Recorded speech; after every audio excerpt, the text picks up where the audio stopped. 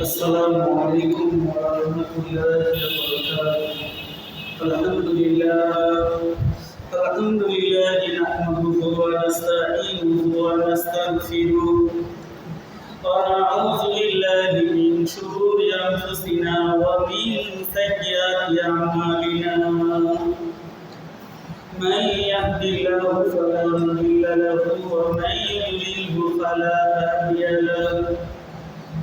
ونشهد أن لا إله إلا الله وحده لا شريك له وأشهد أن سيدنا وسندنا ومولانا محمدا عبده ورسوله الذي أرسله بالحق بشيرا ونذيرا وداعيا إلى الله بإذنه وسراجا منيرا. فقد قال الله تعالى في كلامه المجيد والفرقانه الحميد: أعوذ بالله من الشيطان الرجيم. بسم الله الرحمن الرحيم. لن ينال الله لحومها ولا دماؤها ولكن يناله التقوى منكم. وقال النبي صلى الله عليه وسلم: ما عمل من عمل النهار حق إلى الله من إهلاك الدهر وإنه ليأتي يوم القيامة بقرونها وأشعارها وأسلافها وإن الدم ليقع من الأرض فتيك بها نفسا أو كما قال النبي عليه الصلاة والسلام. وقال الشاعر: दिन की सूरज रही है हम लोगों के सामने, रोज़ाना शोर में क्या जवाब दे मुस्तफा की सामने. आज भी हो जो इब्राहिम का ईमान पैदा अब कर सकती है कि अंदाज़े गुलिस्ता पैदा. আজ করবো না করবো খালি এইভাবে দিন গেল খালি, কেমন করে হিসাব দিব আকাশ যদি চায় দিন ফুরাইয়ে যায় আমার দিন ফুরাইয়ে যায়. আল্লাহ তাআলা দরবারে লাখ লাখ শুকরিয়া যে আল্লাহ পাক রব্বুল আলামিন আমাদেরকে জিলহজ মাসের 2 নম্বর জুমায় যে আল্লাহ পাক রব্বুল আলামিন আমাদেরকে হাজির করলেন, উপস্থিত করলেন. ও আল্লাহ শুকরিয়া আদায় করি সবাই আলহামদুলিল্লাহ. ওই নবীজির উপর দরুদ পড়ি যেনার উপরে আল্লাহ তার ফেরেশতা সমস্ত সৃষ্টিকুল যে নবীর উপর দরুদ পড়ে, আমরা আমাদের স্ব ভাষায় স্ব জবান নিয়ে ওই নবীজির উপরে একবার দরুদ পড়ি সাল্লাল্লাহু আলাইহি ওয়াসাল্লাম. সম্মানিত মুসল্লিয়ানে কেরাম, জিলহজ মাসের চাঁদ ওঠার পর থেকেই এই 9টা দিন কি খুবই দামি দিন.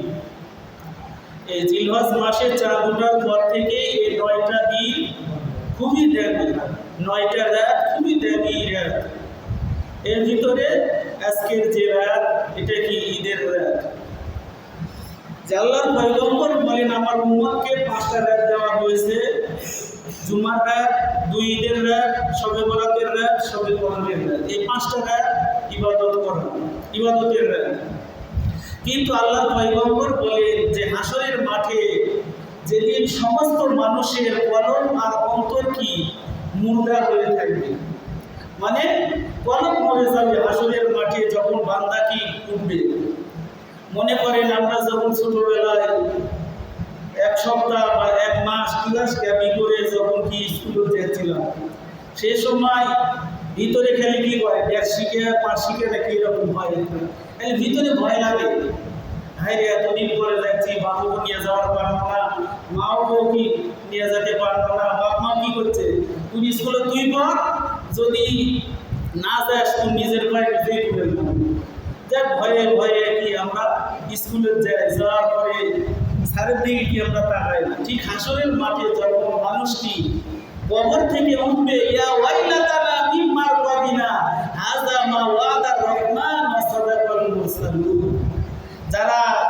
কবর থেকে উঠবে, উঠার পরে বলবে হায় আফসোস, কি আমাদের ঘুম ভাঙালো, আমাদের ঘুম কেন ভাঙালো।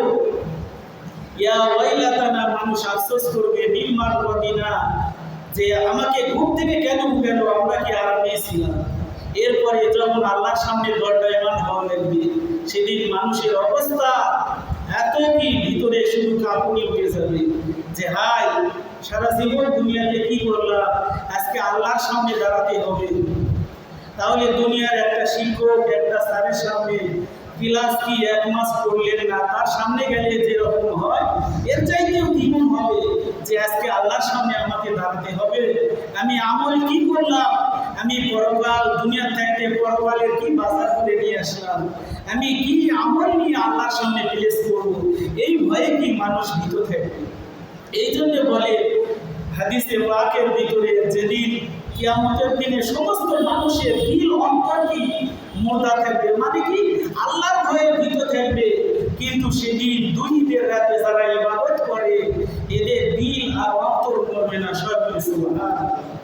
এই দুই ঈদের রাতের ভিতরে একটা কি ঈদুল ফিতর আর একটা কি ঈদুল আযহা।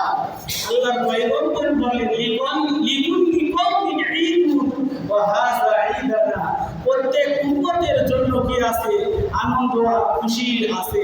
আমার উম্মতের আনন্দ আর খুশির সময় হলো দুইটা, ঈদুল ফিতর আর ঈদুল আযহা। এই ঈদুল আযহা এই সময় আমরা কি করি, আল্লাহ সন্তুষ্টির জন্য কি করব, আমরা পশু জবাই করব। আর ঈদুল ফিতরের সময় আমরা কি 1 মাস রোজা রাখি, রোজা রাখার পরে সদকায়ে ফিতর আদায় করে আমরা ঈদগাহের দিকে যাই। আল্লাহর পয়গম্বর বলেন যে ব্যক্তি কি 30টা দিন রোজা রাখবে, তারাবির নামাজ পড়বে, এরপরে আল্লাহ ঘর যখন সে কি ঈদগাহে যাবে, সেই ঈদগাহ থেকে যখন কি বাড়ির দিকে প্রত্যাবর্তন করবে, আল্লাহ পাক তাকে নিষ্পাপ বানায়, মাসুম বাচ্চা যেরকম সদ্যপ্রসূত বাচ্চা যেভাবে ভূমিষ্ঠ হয়ে কি হয়, একেবারে পাপহীন হয়, নিষ্পাপ হয়, ঠিক আল্লাহ পাক এভাবে নিষ্পাপ করে ঈদুল ফিতরের নামাজ পড়ে মানুষ যখন দাঁড়িয়ে যায়, তাকে আল্লাহ নিষ্পাপ করে দেয়। আর এই ঈদুল আযহার দিনে আল্লাহর পয়গম্বর বলেন মা আমিলা মিন আমালিন ইয়াওমান নাহার হাব্বা ইলাল্লাহি মিন ইহরাকিদাম।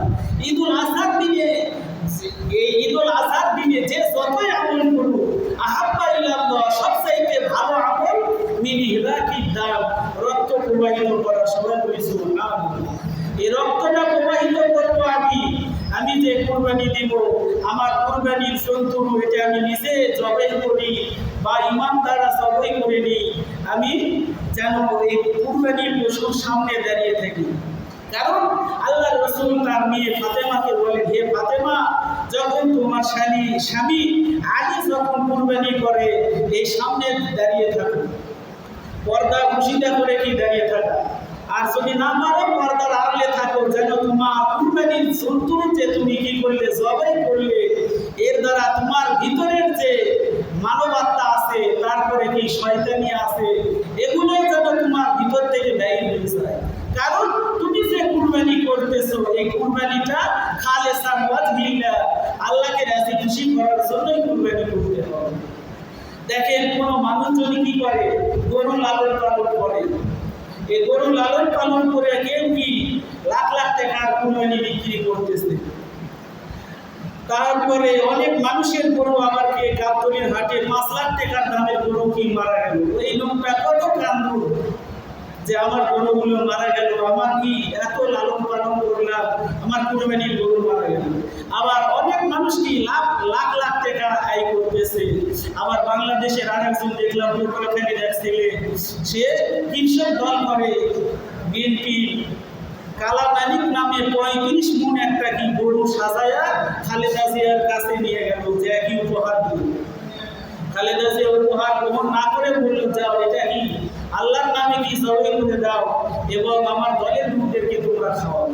তাহলে চিন্তা করে দেখেন যে আমরা যে কুরবানি করবো, এই কুরবানিটা আল্লাহর জন্যই হতে হবে, খালেসান ওয়াজহিল্লাহ, যেন মানুষকে রাজি খুশি করার জন্য নয়, মানুষকে দেখাবো যে আমি এত টাকা দামে কি কুরবানি করতেছি, এগুলো না, আল্লাহকে হাসি খুশি করবো, আমি যে কুরবানি করতেছি এই কুরবানির গরু কি যে আজকে ঈদের রাত সারা রাত কি তারা কি কান্না করে, যে সারা রাত কি কুরবানির পশুগুলো কাঁদে যে আমি আল্লাহর জন্য কি নিজের অস্তিত্বকে বিলীন করে দিব।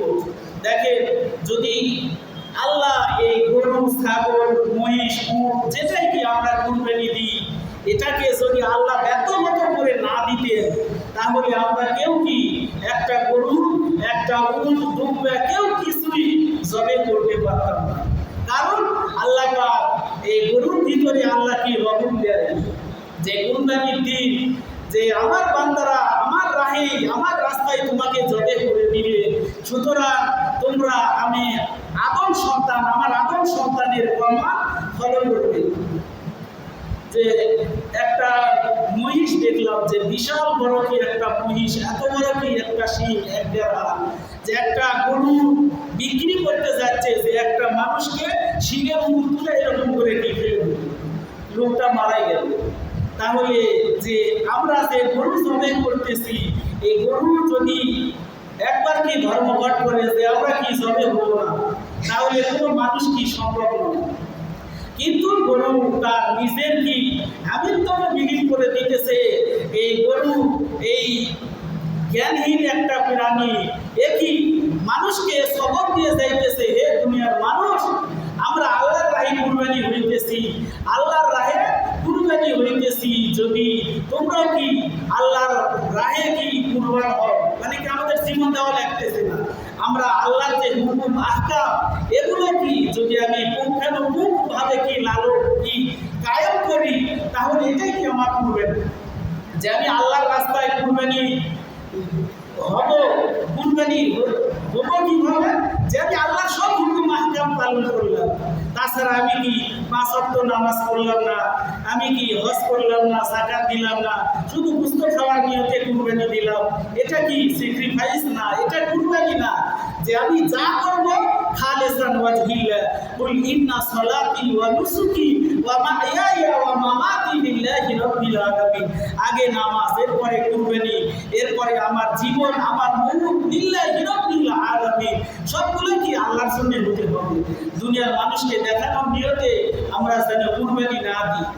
দেখেন, আদমের সন্তান হাবিল কাবিল যে সময় কুরবানি দিয়েছিল, তাদের সময় কুরবানি কবুল হওয়া কি এটা দেখা যাইতেছিল, যে তারা কুরবানি আল্লাহর রাহে করে আসতো। এই কুরবানি যদি কবুল হয়, আসমান থেকে আগুন এসে সমস্ত কুরবানি কি নিয়ে চলে যেত, যেটা কি বান্দাদের খাওয়ার কোনো ব্যবস্থা ছিল না। কিন্তু আমরা শেষ নবীর উম্মত, আল্লাহ পাক আমাদেরকে এই মেহমানদারি করার সুযোগ দিয়েছে। যে আল্লাহ পাক বলে যে আমার উম্মত তোমরা আমার নবীর প্রমাণ মানো, নবীর হুকুম মানো। আল্লাহর পয়গম্বর বলে যে 2 ঈদের দিন রোজা রাখা হারাম, 2 ঈদের দিন রোজা রাখা হারাম, এবং কুরবানির ঈদের দিনের পরের 3 দিন, কুরবানি ঈদের পরের 3 দিন আর 2 ঈদের দিন, এই 5টা দিন রোজা রাখা হারাম।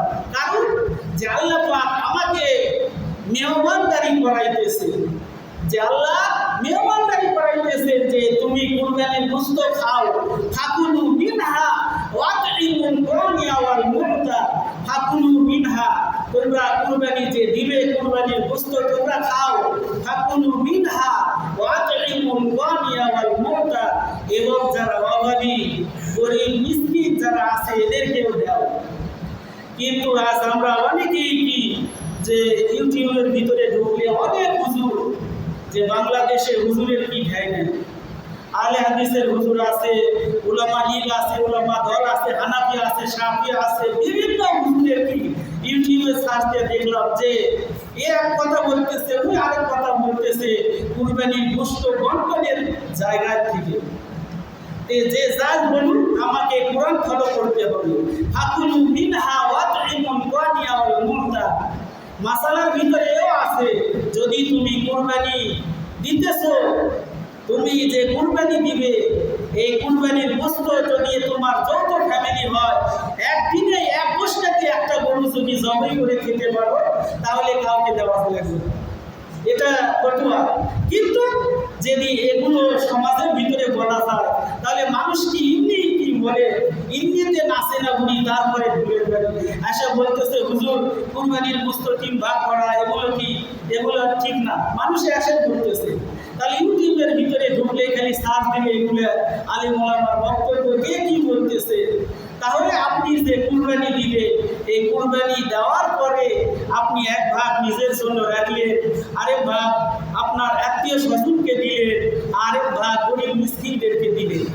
এটা মুস্তাহাব আমল। এই আমলটা কি মুস্তাহাব, এই আমলটা আপনি করবেন। এর দ্বারা আপনার সমাজের ভিতরে গরিব অসহায় যারা কি গোশত কিনতে পারে না, যারা একটা বছর কি চেয়ে থাকে প্রতি কুরবানির দিন আসবে, আমরা সমাজের কিছু হলেও কি গোশত আমরা পাবো। তারপরে যারা আত্মীয় স্বজন আছে এদেরকেও কি আমরা কুরবানির গোশত কি হাদিয়া দিব। কিন্তু আমরা সমাজের ভাগ দেওয়ার পরে আত্মীয় স্বজনের ভাগ অনেকেই কি এটা দেয় না, বেশিরভাগ না দিয়ে ডবল ভাগ নিয়ে ফ্রিজে রেখে দিচ্ছে। যেহেতু এই আমলটা মুস্তাহাব, গুনাহ হবে না। কিন্তু আপনি যদি গরিব মিসকিনকে দান করেন, আত্মীয় স্বজনকে দান করেন, এর দ্বারা আপনার কি মহব্বত পয়দা হবে। আল্লাহর পয়গম্বর বলেন যে তোমরা মানুষকে বেশি বেশি হাদিয়া দিয়ে দাও। হাদিয়া মানে কি উপঢৌকন দাও, উপহার দাও, তাহলে পরস্পর ভালোবাসা বৃদ্ধি পাবে। আল্লাহর পয়গম্বর বলেন যে আত্মীয় স্বজন দেখেন, আল্লাহর পয়গম্বরকে জিজ্ঞাসা করা হলো, হে আল্লাহর পয়গম্বর এখন সময় দুপুর 1টা।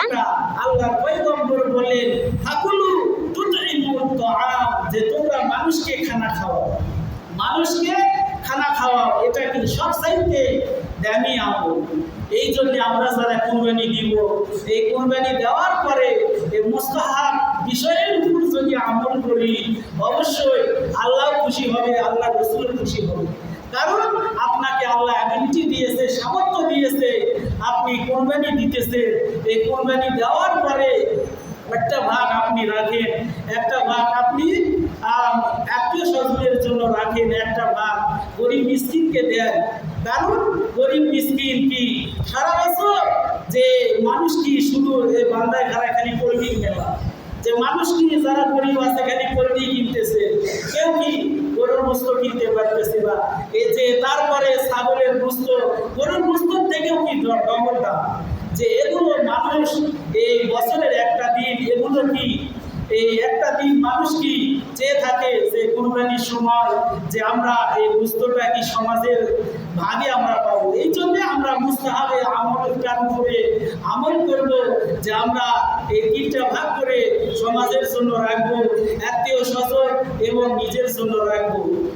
সমাজের ভাগ দিলেন, আত্মীয় স্বজনেরটা দিলেন, এরপরে আপনার ভাগটা যতদিন খুশি আপনি ফ্রিজে রাখেন। আবার কি এই ফটোয়া দেখলাম যে আপনি শুদ্ধি করে রাখতে পারেন, যতদিন কি আপনার খুশি আপনি মানুষকে দিলেন, আত্মীয় স্বজনকে দিলেন, আপনার ভাগ যতদিন খুশি আপনি খেতে পারেন, এটা কোনো কি নিষেধ নেই। তাহলে আল্লাহ পাক বললেন ফাকুলু মিনহা ওয়াতিমুল গানিয়া ওয়াল মুতার, যে তোমরা কুরবানির গোশত নিজে খাও, ওয়াতিমুল গানিয়া ওয়াল মুতার, তোমার সমাজের ভিতরে তোমার প্রতিবেশী যারা কি আছে তাদের গরিবদেরকে তোমরা দাও। কারণ আল্লাহর পয়গম্বর তিরমিজির হাদিসে বলে যখন তোমরা তোমাদের বাড়িতে গোশত রান্না করবে, ওই জায়গায় সুরমা বা ঝুল বেশি পরিমাণে দাও। জানো এটা গরিবদেরকে তুমি গোশত দিতে না পারলে কমপক্ষে তুমি ঝুল বা সুরমা দাও। এটা কি হাদিসের কথা। এরপরে আল্লাহর পয়গম্বর বলে মান আমানা বিমা বাতা জারুহু জাজিয়ান, যার প্রতিবেশী ক্ষুধার্ত অবস্থায় রাত্রি যাপন করে আর সে কি পেট ভরে খায়, সে আমার প্রতি বিশ্বাসী নয়। এই জন্য গরিব মিসকিন আত্মীয় স্বজন সবাইকে দিয়েই কি আমরা কুরবানির গোশতটা খাবো। এরপরে আমরা যে সমাজে যে ভাগটা দিই, এই ভাগ দেওয়ার পরে আবার কুরবানি যারা দিচ্ছে আবার সমাজের ভাগের থেকে নিই, এটা কি অনুচিত কাজ। নিলে কি পাপ হবে না, গুনাহ হবে না। যে নিলে পাপ হবে না, গুনাহ হবে না, কিন্তু এটা কি না নেওয়াই কি বেশি উত্তম। যে আমি কুরবানি দিলাম, আমার সামর্থ্য আছে, আমি মিসকিনদেরকে গরিবের সমাজের ভাগ দিলাম, এর থেকে আবার নিব। যে অনেক মানুষ বলে হুজুর আমি গরু দিছি, খাসি নিব, খাসি দিছি, গরু নিব, যে এভাবে কি সমাজের আবদার করা হয়, যে এগুলো ঠিক না। যদি আপনি নেন এটা কি পাপও হবে না, কিন্তু যদি আপনি না নেন তাহলে বেশি উত্তম। আর এরপরে আমরা যে কুরবানি দিব, কুরবানির যে চামড়া, এই চামড়াটা আমরা কি বিক্রি করার পরে এই চামড়ার টাকাটা আমরা কি লিল্লাহ বডি কর্মী মাদ্রাসায় দিব, নিজের আত্মীয় স্বজন যদি কেউ থাকে তাদেরকেও কি এই চামড়ার টাকা গরিব মিসকিনদেরকে দিব। তারপরে যারা তালিবুল ইলম তাদেরকেও কি দেওয়া যায়। তারপরে আমি আপনার মসজিদের ইমাম, আমি কি লেখাপড়া করতেছি, যদি কেউ মনে করেন যে চামড়ার টাকা এটা ইমামকে দিব, এটাও কি জায়েজ আছে, অসুবিধা নেই। যে আমাদেরও লেখাপড়া করতেছি আপন তালিবুল ইলম, এই জন্যে যদি কেউ ইমামকেও দেয় এটা কি কোনো দূষণীয় নয়, কারণ তারা লেখাপড়া করতেছে, কোরআন শিখতেছে, এখন অবলম্বন হাদিস করতেছি। মুফতি লাইন করলাম, সামনে 26 সালে ফাজিল বিয়ে পরীক্ষা দেওয়া হচ্ছে, যে অনেক কি কিতাবাদি কিনার দরকার, কিন্তু অর্থ অভাবে এখন অনেক কিতাব কিনতে পারিনি। যদি আপনারা এই চামড়ার টাকা এটা শুধু কি নিজের আত্মীয়কে দেওয়ার চিন্তা করেন, অনেক মানুষ আছে যারা কি যে হুজুর এই চামড়ার টাকা এটা কি মাদ্রাসার দিকে গেলে কি যে এটা কি আমার আত্মীয় স্বজনকে দিই, যে আপনি আত্মীয় স্বজনকে সারা বছর দেন, এটা কি ইসলাম নিষিদ্ধ না, কিন্তু আপনি এই কুরবানির সময় চামড়ার টাকা আপনি আত্মীয়কে দিবেন, সারা বছর দিলেন না, এটা না। যে আপনার আত্মীয় স্বজন গরিব মিসকিন যারা আছে, আল্লাহ আপনাকে অ্যাবিলিটি দিয়েছে, আপনি কি দেন, অসুবিধা নেই, সারা বছর কি আপনি গরিব মিসকিনকে দিতে পারেন।